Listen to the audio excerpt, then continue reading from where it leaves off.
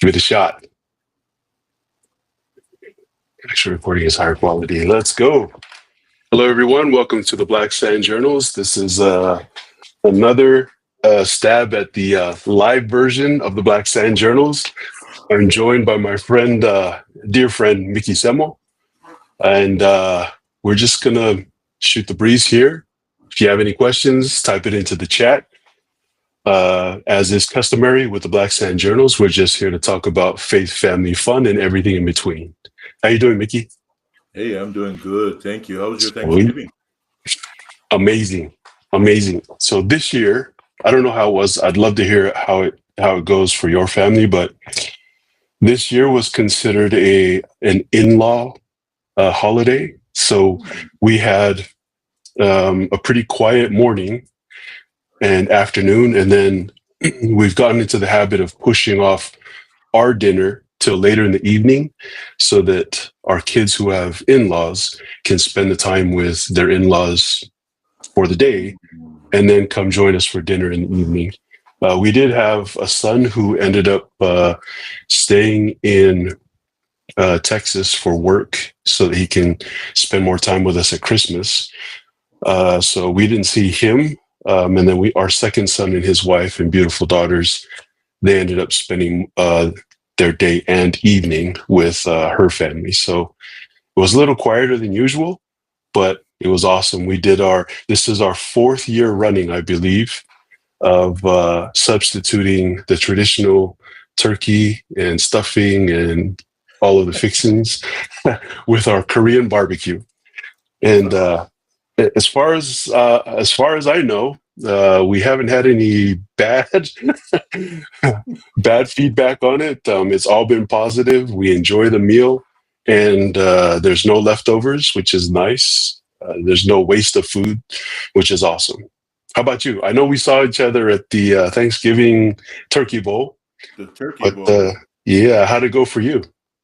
Turkey Bowl was a good start. It wasn't easy standing there watching, Yeah, just but enjoying.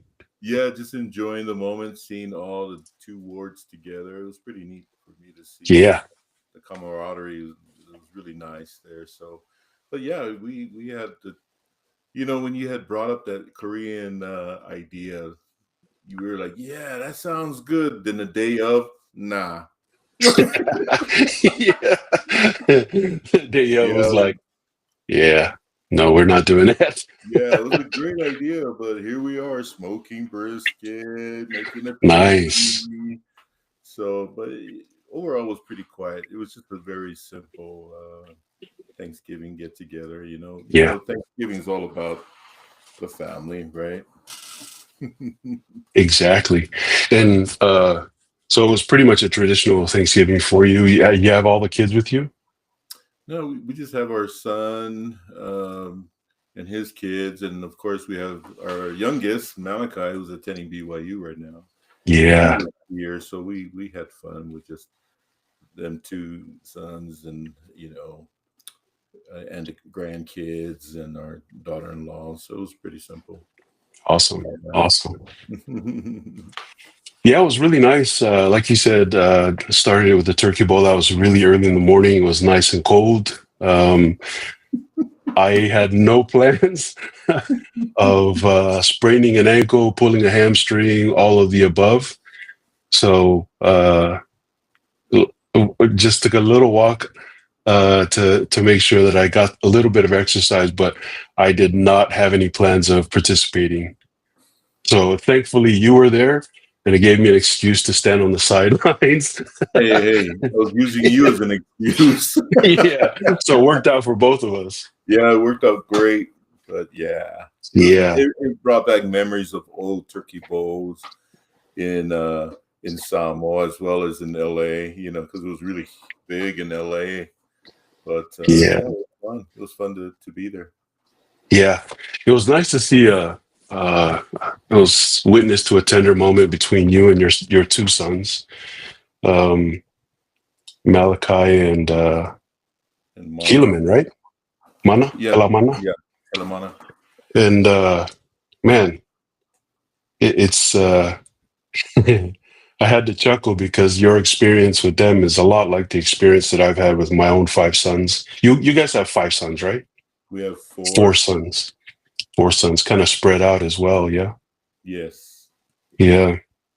Yeah. It was fun to be on the outside looking in, observing you and your interaction with your two sons.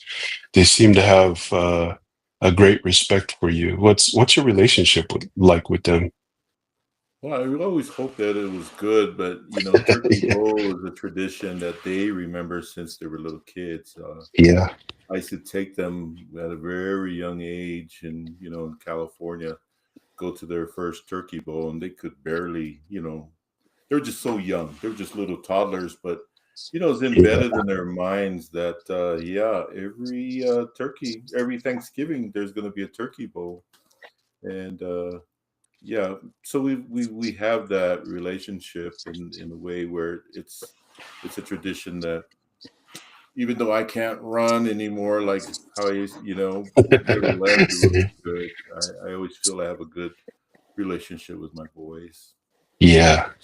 Yeah. Yeah. You could tell. You could tell that they love and admire you very much. I hope I have that same type of relationship with my own sons. It's kind of funny. The older we get, I every year, kind of around this time of year, I kind of reflect on, do some self reflection on my relationship with my own dad, and I kind of get the sense sometimes that maybe my sons are now in a place where I was at their age, where you're kind of looking at your dad thinking, what's this old guy talking about? Why is he so angry? And I was reading this quote from Charles Kettering. I think he was an American engineer. Hmm. And he says, every father should remember one day his son will follow his example, not his advice. And man, that's powerful, isn't it? It is. Because It is. we overload them with advice, but they're really just looking at our examples. So sometimes I think, I don't know if you feel the same way. Remember when you were serving as a bishop, how you, at least I did, I often got the sense that people respected the calling, not the person. True. And sometimes in my relationship with my sons, I sometimes think that they respect me as a patriarch and the title father, but not necessarily who I am as a person. I may be wrong. I hope I'm wrong, but that's often how I view our relationship with my five sons. Is they respect me as their dad, but I don't know if they respect me as a person. If that makes sense, I don't know. Yeah, in fact, I did look back at some of your old episodes, the other episodes, and seeing your relationship with your sons. I love that they express themselves to you. They're able to share a few things, and I know you've also apologized to them. That's huge in our culture Yeah, alone. You rarely get to hear an apology from any, especially fathers. It's not yeah, something they do back home. You just got to live it and stick with it and just do what they tell you to do. But I think with your yeah. boys, it was pretty neat for me to witness that and seeing that they can tease you now because they're older Yeah, and they're faster. and they're faster. Yeah, yeah. But my sons do the same now that they're older. They laugh about it, and what I'm glad is they don't take the past experiences where I was learning how to be a father. They don't Yeah, don't hold on to that, and to let it be a deterrent from gathering, from being together and doing things as a family. I'm happy for that part. yeah, And so yeah, definitely. yeah. Yeah, it's been hard, because I've had to apologize many, many times to my sons. Still apologizing now for a lot of things that that I So did when they were kids.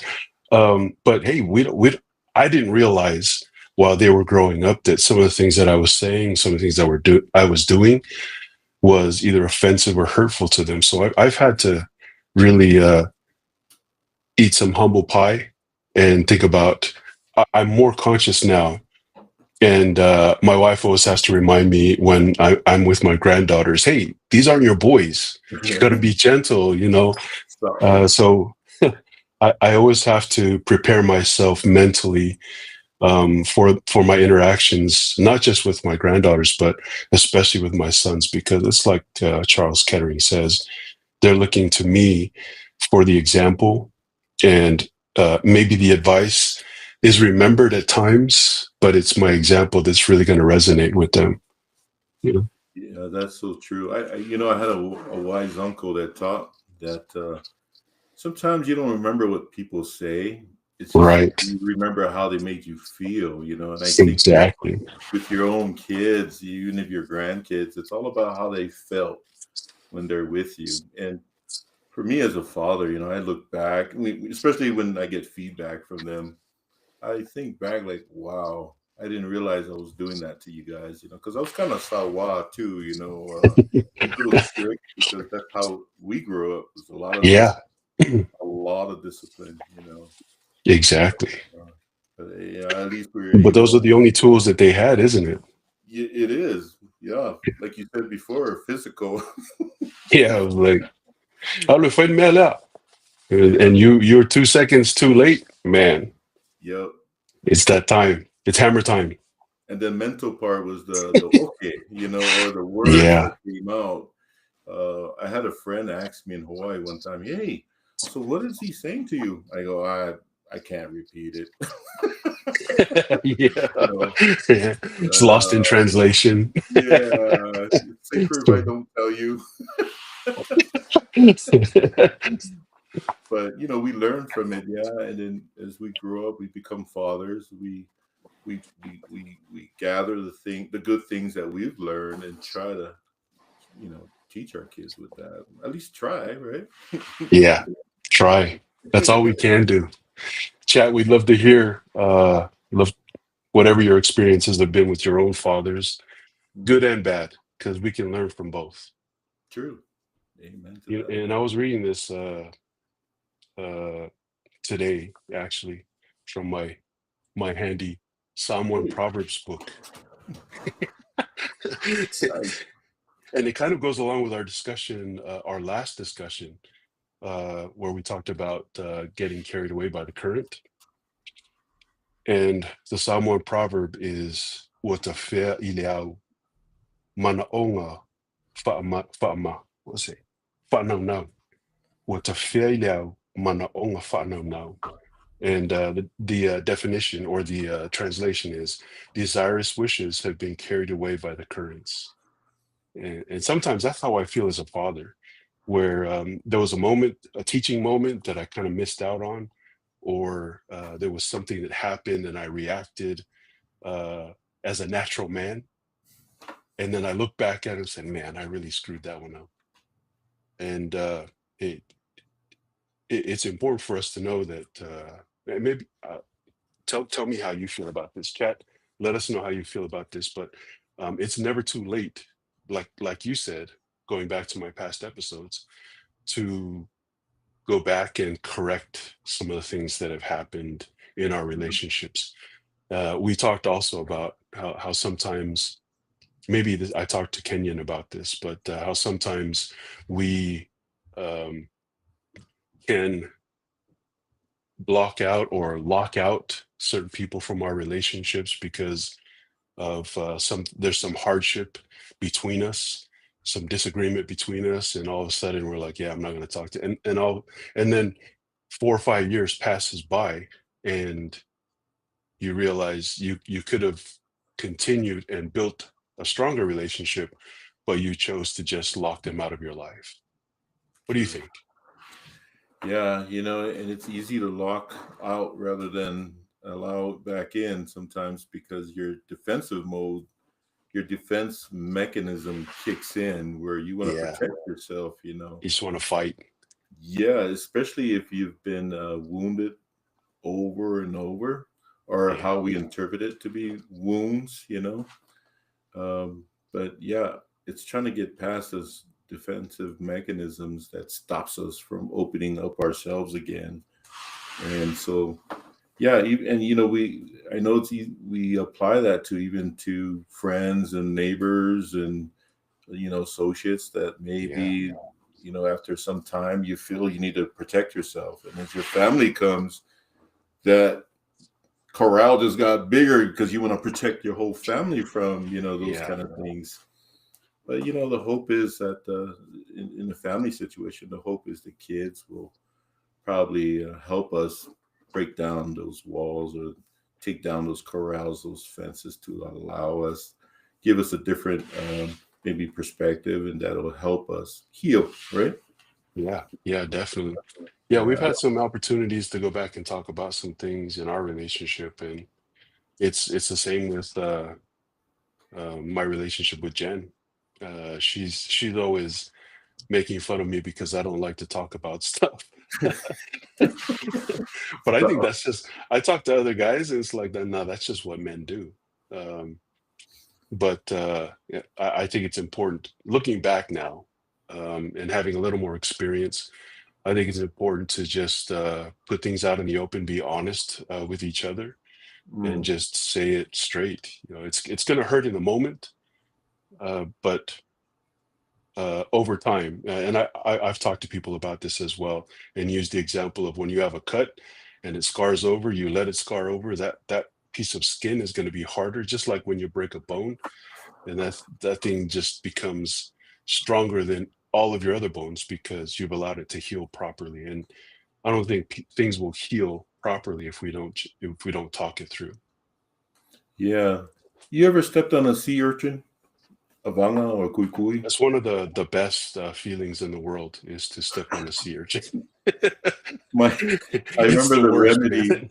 So the remedy is when I stepped on one, is they bring this wood and they just beat it, to get the blood, Yeah, the try poison to out, right? break it all up. Yeah, Yeah. So in your mind, you're like, why are you beating my? yeah. But Or for false amour. You remember oh, that? Like, you sprain an yeah, ankle and like this is worse than spraining the ankle.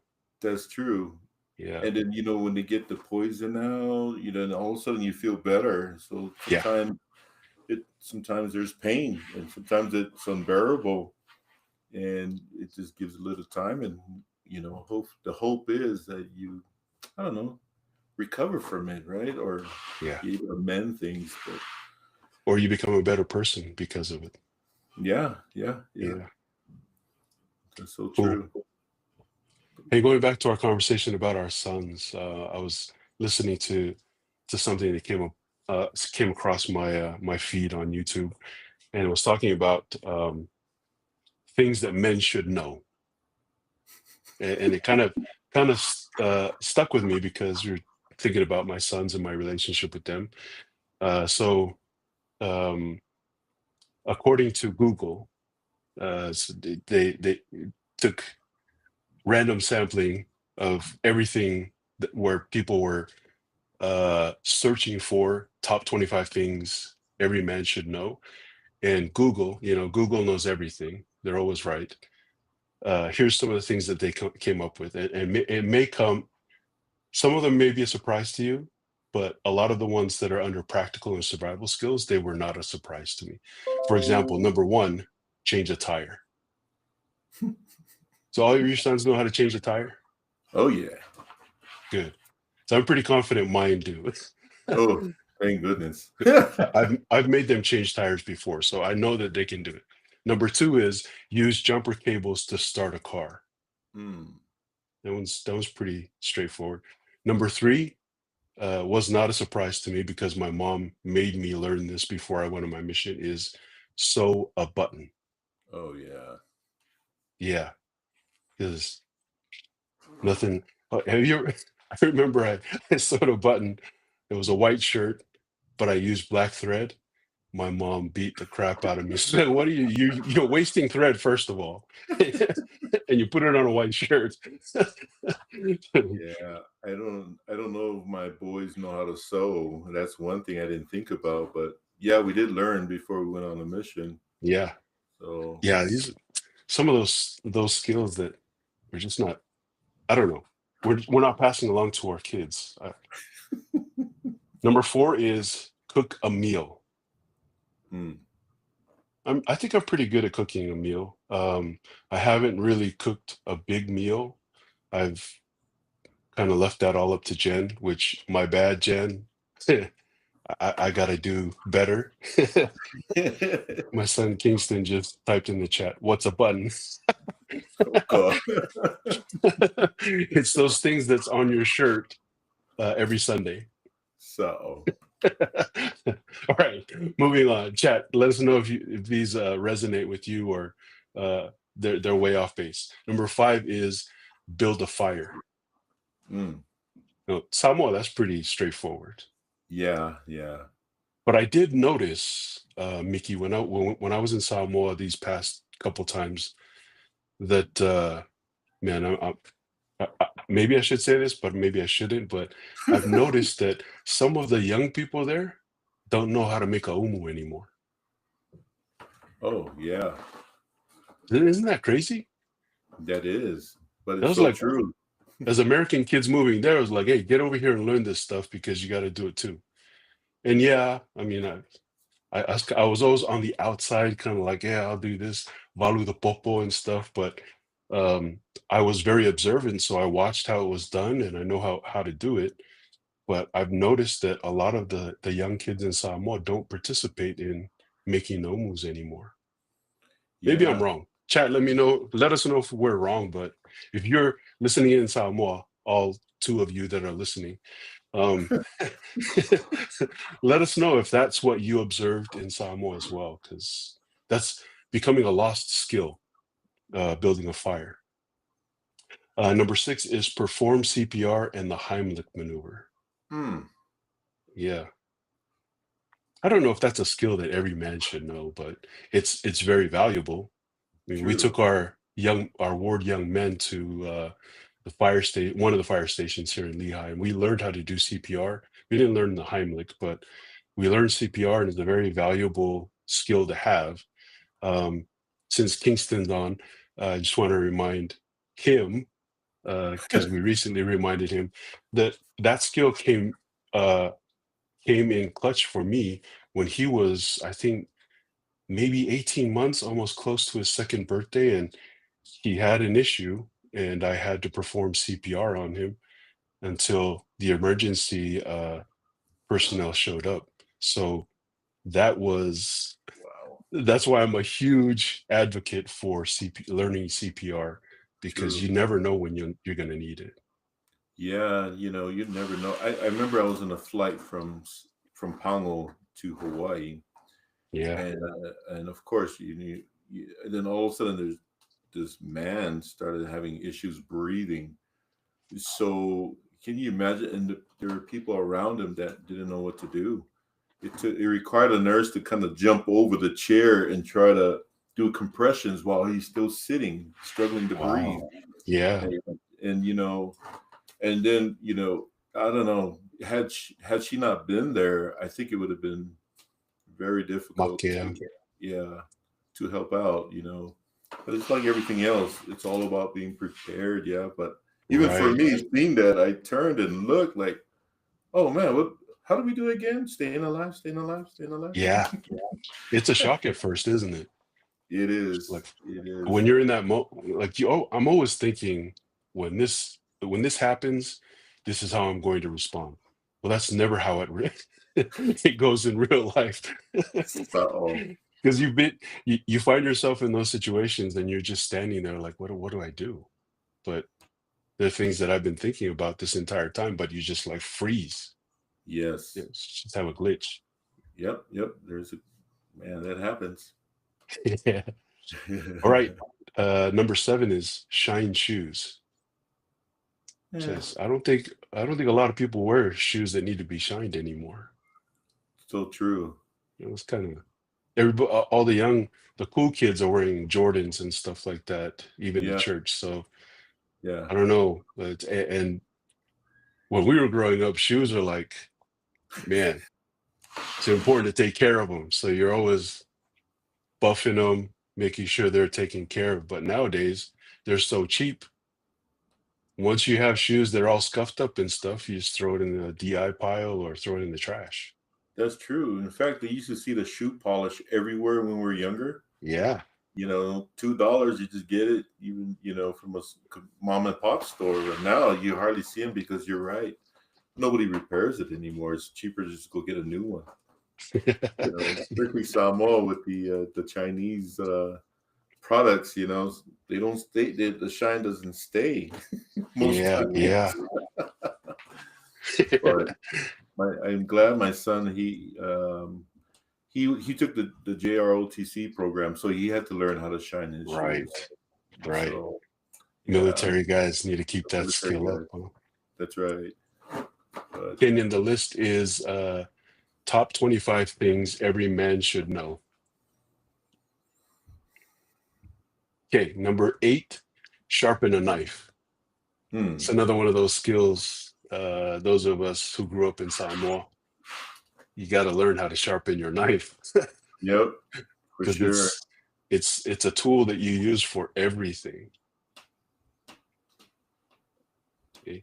Number 9 is learn how to hang a picture. It's kind of a random one, but you'll be surprised how long it's taken me to hang a picture in a house. You'd be surprised to know that how many pictures fell off the wall there. Yeah. Make sure you hit the stud. So, No. And then the last one under practical and survival skills is know how to dress for an occasion. I thought that's a good one to think about because you remember when we were growing up, there was a way to dress for every occasion, whether you were going on a plane or going to a funeral, going to church, going to school.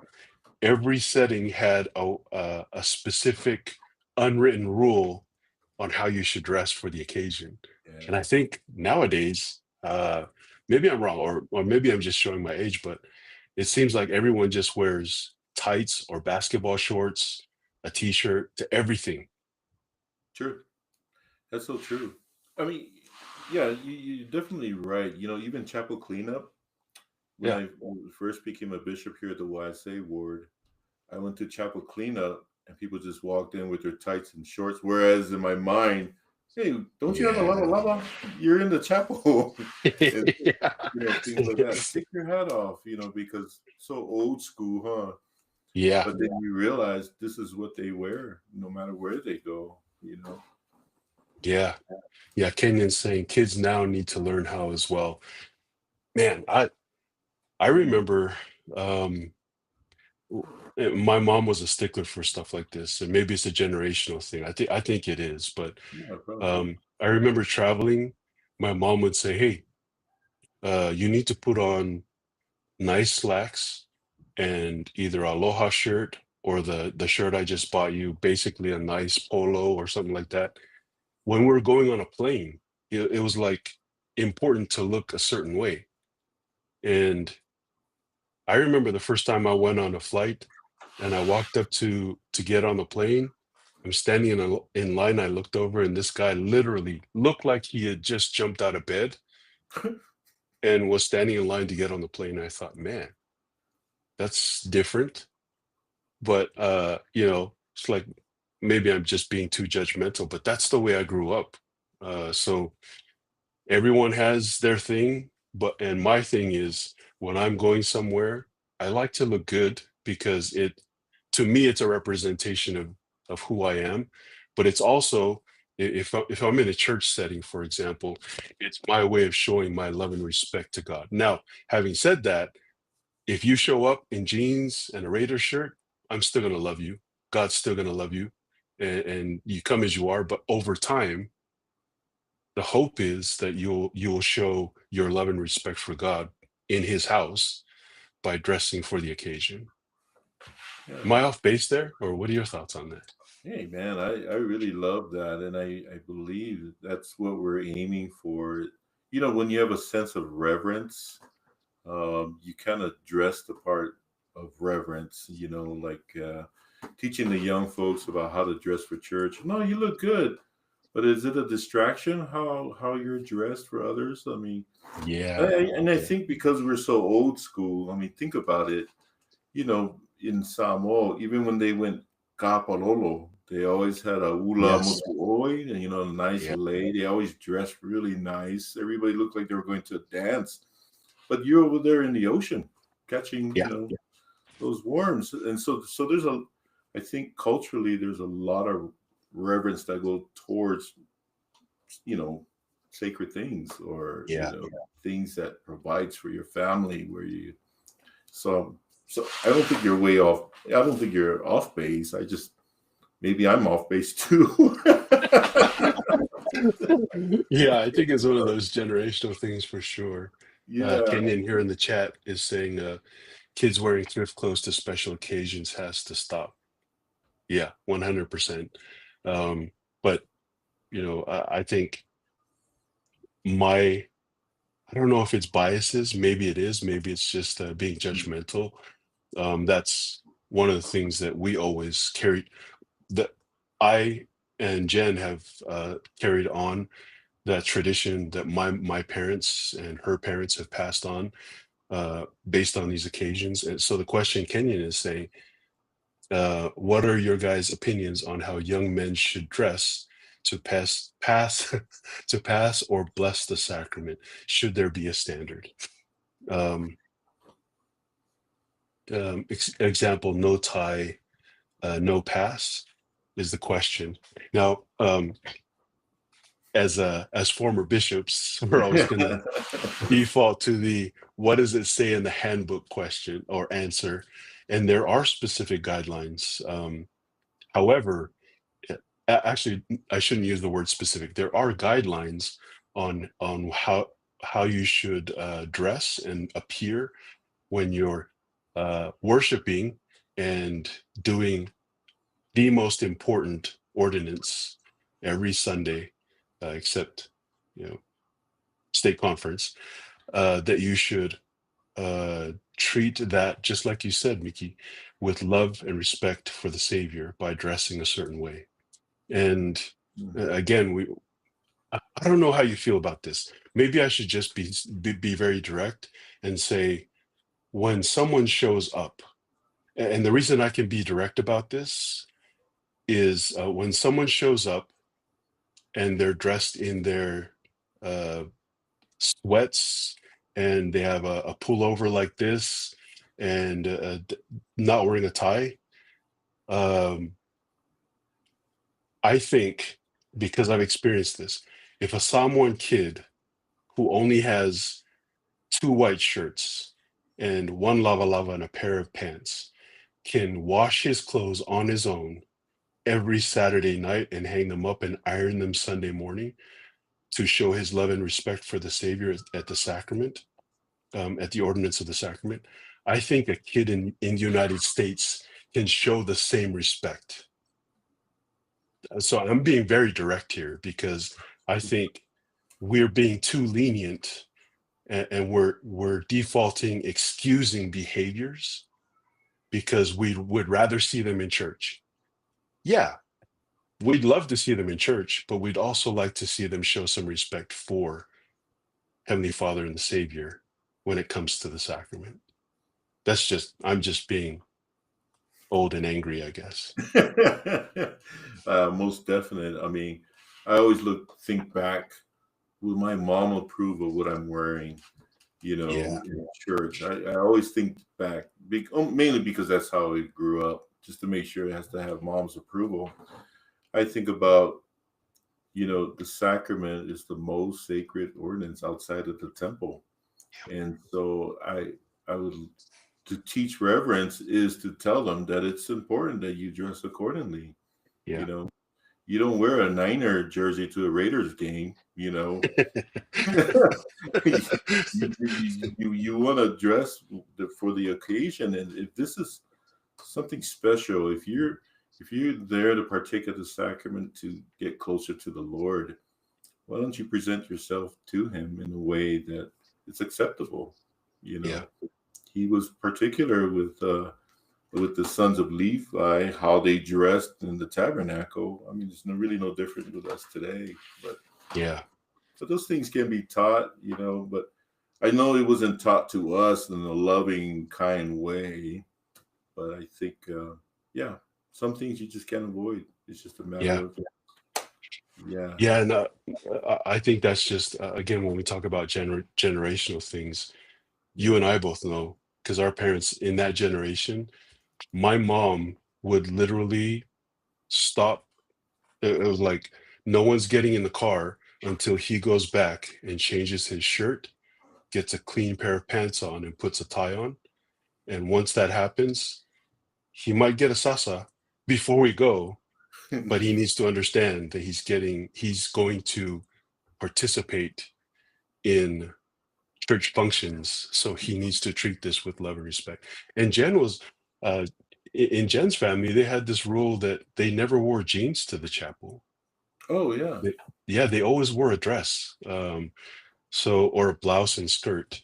That was just their way of showing. Even back in the olden days, when you had your activities, or you would go to the chapel in the morning and come back, and then go back again for sacrament. There was that temptation. I thought that you would, slack off a little bit because it was later in the evening. But man, my parents were very strict about that.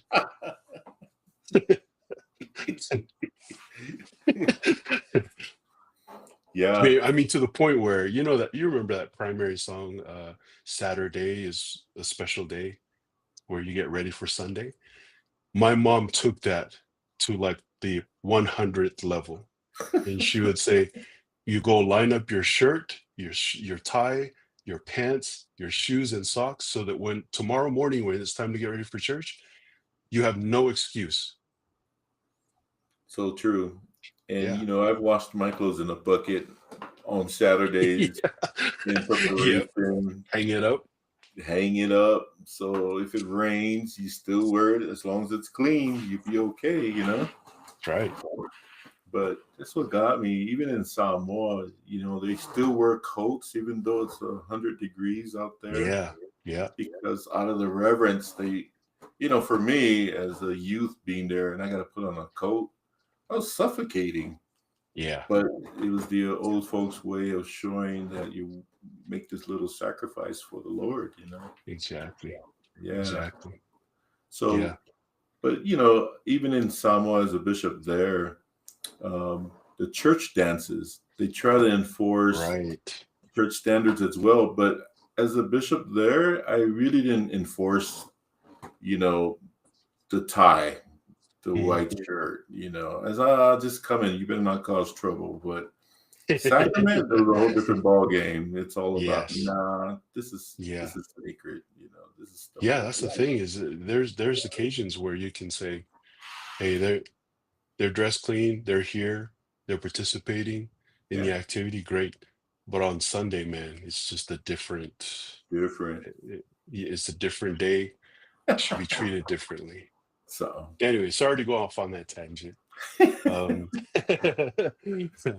on the list, there's financial and career skills. There's three of those. oh, Negotiate and make a major purchase. I'm not very good at that. I'm still not very good at that. hmm, Like if it comes down to like we bought a car earlier this year, um, and everybody in my family will tell you I'm horrible at numbers. Like, I can count out dollar bills all day, but when it comes to you know certain mathematical things, I'm like, man, I'm lost. Help me out here. So Jen really takes care of those things for us. oh, nice. Um, but yeah, number two is fire someone if you're in a management role. Irrelevant. The other one is understand how to handle and make large purchases, which is kind of like the first one.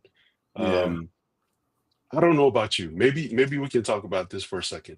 I don't know about you, but I am very careful most of the time. I've gotten worse as I gotten older. I don't know why, but I was always really careful how I spent my money, and I always took care of things. My family laughs at me because um, Jen will have like three phones and I'll have the same phone while she purchases the other three phones. Sorry, I'm throwing Jan under the bus a lot here. But it's because growing up in Samoa, those things were very hard to come by. True.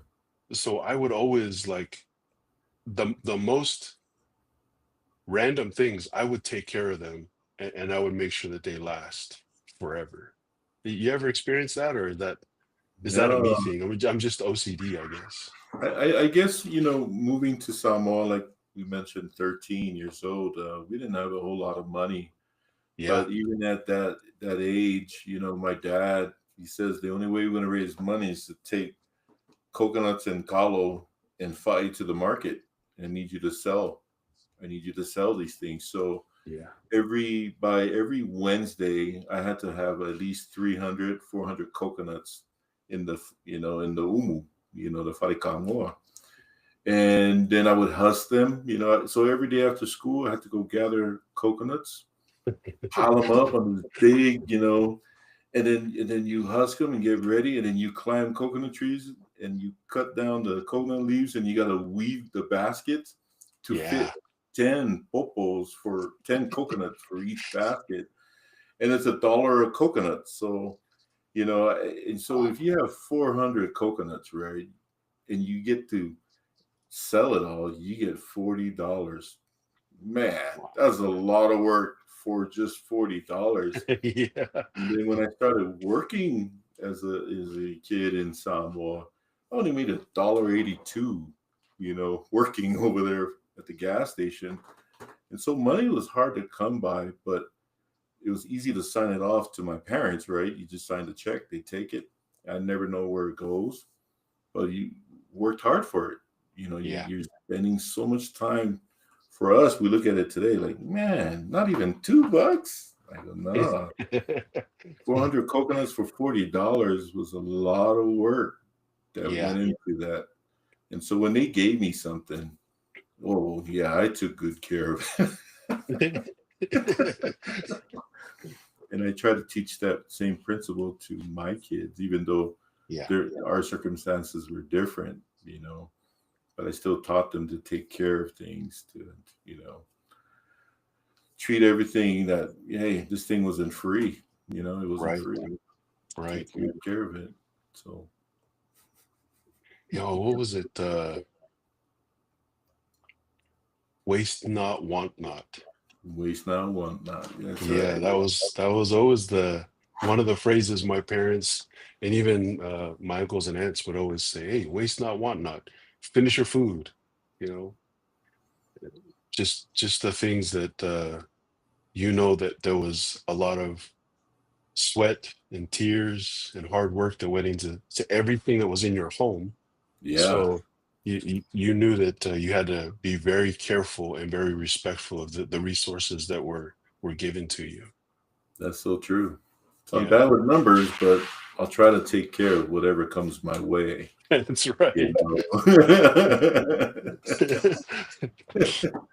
It makes two of us. It works great with ward budgets. You're reluctant to Yeah, spend any of it. yeah. You just say no, no. Deny. Cool, man. Are you a college football fan or NFL fan? I I watch them both. I don't follow it per se, but I do like Yeah, Nakua. I'm watching the Rams because he's playing right. the Sewell brothers. Yeah, They were in the ward in Samoa. I saw them as primary kids the growing little up. kids. I become fans of that team, whatever team Yeah, they're on. We have yeah. Kingsley Sewell Mataia, a nephew of mine for the Chiefs. Then I'm a Chiefs fan, so That's I don't right. really follow That's it. I right. just look out for those guys. Yeah, I can identify that. I think we grew up feeling that way as well. I think that's how I don't know. I know that there's a big um, population of Polynesian population up in the Bay Oh, Area, so there's a lot of 49ers fans, but I think a lot of them gravitated there because of Jesse Sapolu that's right. and Steve Young, if you remember the church. So that's why the Niners, I think, became really popular. But I'm in the same boat. I have specific teams that I follow, but I'm more a fan of the players than I am of teams. True. Yeah. So I follow. I'm more of a college football fan, college basketball fan than I am a fan of the NFL or the NBA. I used to Oh, love both of those organizations, but I just some things over the years have just kind of left a sour taste in my mouth. And I just like to see the young kids be successful. true. Um, Today was a big college football recruiting day. Shout out to my nephew Tonga Havea. He signed a letter of intent for up at Utah State. Oh So he's wow. following his mom up north to Aggie Nation. But I've heard of many young men that we're familiar with signing LOIs with a number of local colleges, obviously several Division I schools, and wish them all the best. But yeah, that's why I kind of follow sports now locally. It's just to make sure that the kids who worked hard are continuing their path on to college and hopefully into the professional ranks. So true. I guess with our association with the YSA ward, we meet a lot of Yeah, them, especially we've with seen a the lot of them. BYU team. Yeah, and Yep. so there's a different, different feeling when you actually see the boys, men that developing into a player, wishing to make it to the big boys club. Yeah, yeah, And so all you can do is hope and pray for them that they'll make be able to achieve their dreams.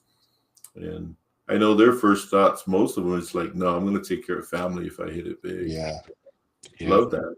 Yeah.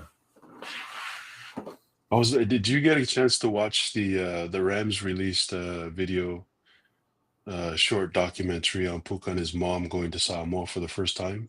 Yeah, yeah, I saw that. I was Yeah. I was really happy to see that actually. Yeah, very impressed with the production and loved the story. His mom was very emotional, obviously, because it was the first time she'd been there, um, and meeting a lot of their family for the first time as well. True. And it was very interesting. I wish that it was a little bit longer, just Hmm. so that I could see more of the interaction between Puka and his cousins and uncles and aunts. But you can just see how I think everyone who comes in contact with this guy, I don't know him personally. I saw him a couple of times visiting the YSA, um, but he just seems like such a genuine, um, loving person. He has such a big heart. Yeah, I feel that too with him. His family, I know of his family. They all seem to have that Yeah, characteristic. It's just more love and more of a team player. Just to see him in there, yeah, there's a lot of and people do gravitate towards him even before he made it big. yeah, Yeah, and I yeah. He think just has a great spirit. Has a good vibe about him. yeah, he does. And it's Yeah, been pretty neat. Like I mentioned, the Sewell boys, when you know them and know yeah, their personalities, how how much love they have for others, and you see them grow and become the person that they are. It's amazing. I just love when you see people who do make it and they bless the lives of others. yeah, yeah. Definitely. And even in our stake, even in our a lot of our wards, we have former players. I know in our ward there's at least half a dozen Oh wow. who've played at that level, um, Hmm. and started families now and moved on to a different calling as fathers and their families. But it's just fun to watch that progression, even with my own sons, watching them become fathers as well, or men. It's been fun to get to know them as adults. That's so true. Yeah. As long as they don't scold the grandkids, I'm okay. Yeah. They say, "No, let them go," and they look at me like, "Wait a minute." Yeah. Wait How do a these minute. guys get a pass when the same thing you used to like beat me for? Oh, Well, free because they're passes. too cute. So, especially when they're granddaughters. I never had daughters, so Yeah, me when we had too. granddaughters, oh, go, go. It's been Yeah. So I have five sons, and now we have five granddaughters. And man, they're like for me and Jen, it's like every day they come over is like Christmas Day. love it. Yeah, just love it. Speaking of Christmas, I know it's coming up here in a couple of weeks. Any traditions you have as a family or as your extended family that you wanted to share with the audience? Since we've been in Utah, I mean, we always had a tradition in Samoa, but since we've been here in Utah, it's been a little different. That's the in-laws holiday. Yeah, They tend to do spend time with the in-laws or their own families, and then maybe we'll have a kongai together the following Sunday. yeah, Because yeah, our families are growing fast. Yeah, right. Yeah. so the Well, tradition mainly is to be together. Growing up, our tradition in my own family was we always stayed up to midnight. You know, yeah, Christmas Eve.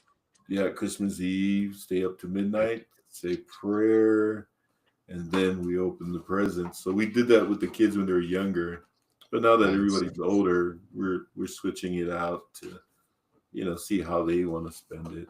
Yeah, yeah. Yeah, New traditions.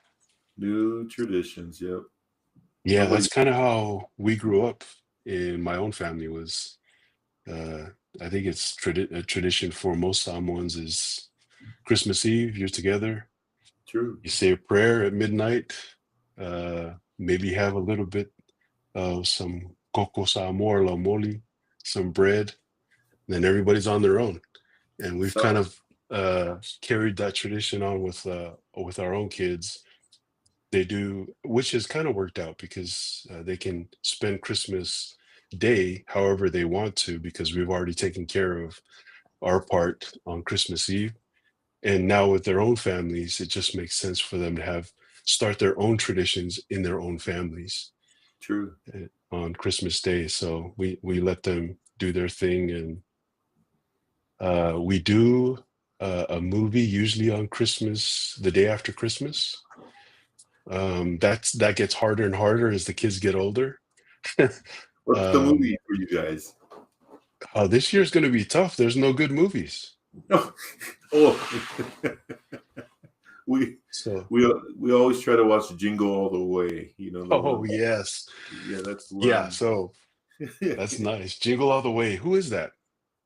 Is that Arnold Schwarzenegger and Oh yes, yes. Yeah, Sinbad? So that's yeah, our family tradition. We all try to get together at least once to watch that. yeah. Yeah. My family gets annoyed with me sometimes because, in honor of my mom, I always watch The Sound of Music, Oh, and then in honor of my dad, and I guess my grandfather as well, I always watch uh, A White Christmas, Bing Crosby. yep. And then I do. Why do I always forget the name of this one? It's Jimmy Stewart, Oh, yeah. A Christmas Oh, Tale or something like that. I now I can't can't even remember, remember. but I watch those three religiously. And then Oh, sometimes I'll take in different newer movies, but those are the kind of my go-to three that I watch often on my own because nobody else wants to watch it. wow. But so at some point during the Christmas week, I'll watch all three of those movies just as an homage to my parents and to remember some of the times that we had as kids watching some of those movies growing up. Nice. Yeah. Jimmy Stewart, is that the one with the Tabernacle Choir? Oh, thanks, Jen. It's a Wonderful Life. Yes, It's a Wonderful Life. Yeah. Yes. Yeah, that's the one where he falls in love with his high school sweetheart. He was supposed to go on this big trip to a tropical island That's and right. had saved up all this money. but ended up using his savings to keep his savings and loan company afloat because they was during a big market crash. So Oh, a lot of good lessons to be learned from those movies. that's true. They The don't one make them was like they used to, do they, Mickey? no, they don't. In fact, the other movie I was mentioning with Jimmy Stewart is when he was older, huh? With Yeah, the yeah, Tabernacle Choir. And, that's right. It's, yeah, Mr. Kruger's Christmas. yeah, Mr. Kruger's Christmas. Jen just Uh, typed that in the chat. yeah, thank goodness she remembers. Man, thank goodness she's listening. Oh, She's our researcher.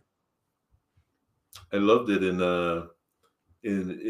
where we lived in Samoa was there was a cattle ranch next to us.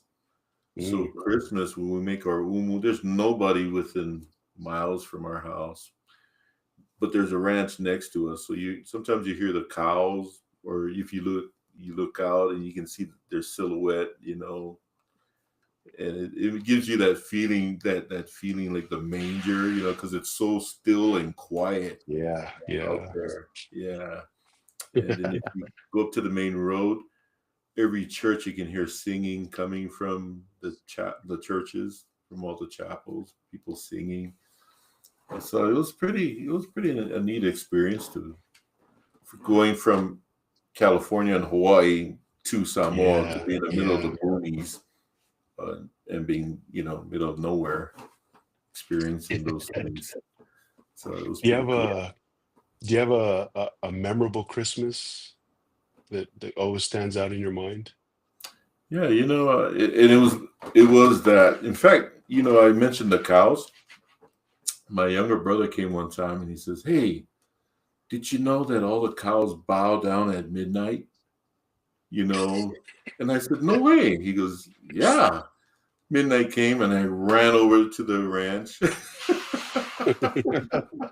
The cows don't bend down for nothing. But that same night, our because of our Christmases, a lot of times we make a umu, Yeah, and for some reason, I always gotta have that fire to see the rocks burning and just to be there. So I don't know if I have a memorable, a specific one. It's just that when the whole family's around, it feels really good. Gives you that yeah, real good feeling, especially in its simplest form. It just makes me think more of how the Savior entered in the most humblest of ways, especially when yeah. you know what I mean. I mean, the King of Kings, That's wonderful, right. and he comes in a manger, and so that sense of reverence is where I find that peace that makes it memorable for So me. nice. That's Yeah. funny. We have. I always have two Christmases that I look back at. There's a number of them that I can refer to, but actually, Kenyon and I brought one of them up last time we talked, and it was the Christmas we had just moved to Lehigh, and I had lost my job um, due to a layoff. I think it was, yeah, it was during the 2007 2008 crash. So a lot of the people in the tech industry were losing jobs, and I was included in that number. And we had nothing. I mean, we just purchased this home in Lehigh, and now I didn't have a job. So we were just barely getting by. Jen was still Wow. working, of course. So presents were very limited to things that we needed, and we couldn't even afford a tree.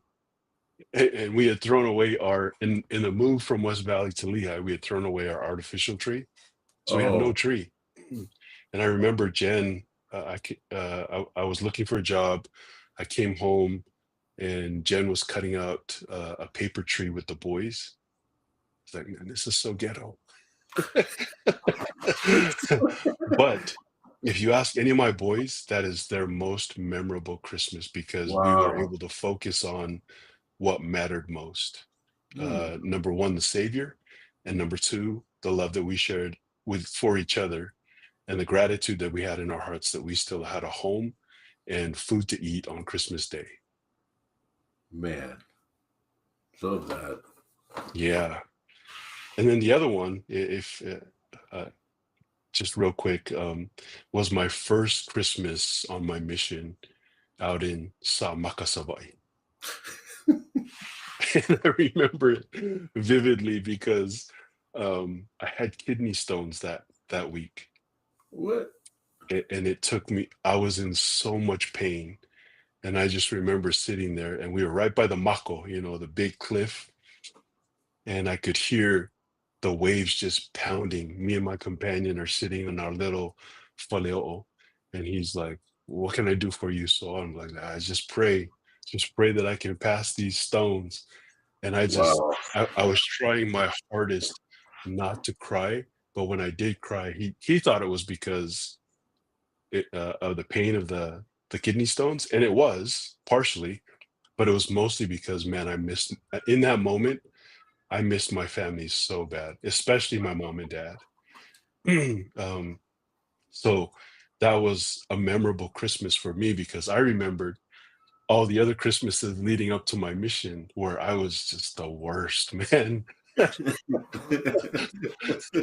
And being on my own with my companion away from home in that moment, I just thought, man, I really wish I was with my family right now. So that's why I remember that. Besides the fact I was in pain, it Yeah, was the moment where I realized how much my family meant to me. man. My first Christmas on a mission, I was in Mangyangi, and same. Yikes. So, same thing because the Fale overlooks the Vangu there, right? Yeah. They Yeah. call that Wolikonge, but when the moon's Yeah. out, you can actually see all the waterfalls and everything. And It's pretty. yeah, it's such Yeah. a beautiful place. But first time in Samoa, first time, my first village was Mangyangi, and same thing what you were saying. It started to make me think about family because there I am in the shack. But then the zone leaders came by. The zone leaders Ah, came by. They said, "Hey, come, we're gonna all go to the chapel and have a get together." So we were at the Nauvoo chapel, yeah. and the Fitzimanus were right next door, It's and you I think can. Malolos were in that war too. Oh, really? And Yeah. you can look and you see them cooking and everything, and then the zone leader says, "Okay, we're just gonna have our own." So I had a can of spam that my family sent. Cut that spam kind of like it was so thin, and we had bread. Bread and butter. Yeah, bread and spam, and we're sharing it with the zone. I was like, "Wow, you picked me Yeah. up for this? I could have eat this whole spam by myself."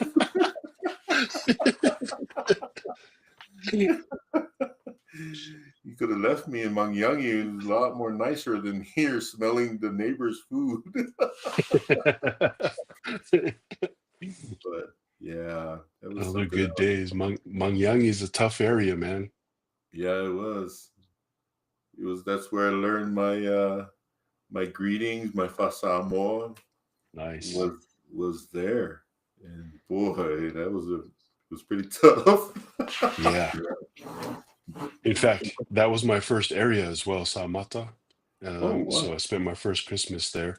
But my companion was actually from Mangyang, Oh Elder Taleni. oh yeah. I know the Yeah. Taiwanese. Yeah. Nice. Goofball. I love that guy. A little bit older than I was. I think he was 23 or 24 when he came out on his mission, and was very kind to me, very patient with me. And man, he was one of my favorites. Oh man, that's so cool. Yeah, I like that. I always hear my sons talking about tough mission companions, but my trainer, Elder Taleni, was such a phenomenal guy, so humble, and was he was so good at making me laugh, especially in those moments when I was like, I can't do this. And nobody messed with him though. No, No, that guy was such a Yeah. good guy. Yep. He's so good. I love Mhm. my first experience there in Samoa. Just the traditions and just the respect that they showed missionaries, Yeah. especially with somebody with a broken Samoan. They still took me in, fed me, learned how to Right. eat kukui in that village from my companion. Elder Vitale showed me how to try to scoop this, Elder Vicale, yeah. Yeah, he was such a he's such a great trainer for me there. Yeah. Introduced me to a lot of different foods. My first time eating lupe was in Manyangi Really? at the Mangele's house. For me, I'm looking at them cooking. I was like, oh man, that chicken's got some red legs there. You're like, isn't this an endangered species we're eating here? So that was good. It was good. But like you said, it Okay. was first time really being away from home. Yeah. Yeah. So Great times. Anything else you wanted to talk about, Mickey, before we close things out? no, I just want to thank you again for having me on. Hopefully, we have more people on the chat room, or Yeah. maybe more comments if they have any questions or anything. I hope they can, share those thoughts with us, so we prepare the next time. That's right. That's right. Well, Yeah. always grateful for people listening in. If you are listening in, or if you're listening to this later on, the recording later on, please, any comments, please like, subscribe, and share it with your friends and family. And if you have questions, send them over. We'd love to talk to you about them. So uh, I guess we'll do it again next time. So, But always excited and always uh, thankful to you for being willing to jump on these with me and getting to know each other better and listening in on some of the weird things that we talk about. so for But real. always grateful for you, my brother, and looking Thank forward to you. seeing you again this weekend. Um, again, if you can, we'd love it if you could share this with your family. Also, let me just since I've thrown Jen under the bus so many times, if you're listening to this and you're looking to buy a home in the very near future, please look her up at homesut.com. Jen, if that's the right one, please let me know. Homesut.com. Reach out to her at I believe she has the handle on Instagram and Facebook at Building Deals with Jen. Look her up. She can hook you up. She's both a realtor and a loan officer. She can help you out. So thank you once again. If there's anything as far as a call to action that we can leave you with, it's just be grateful for this holiday season and remember what the reason for the season is, and that's our Lord and Savior Jesus Christ. We love you all. We'll talk to you again soon. Take care. Take care.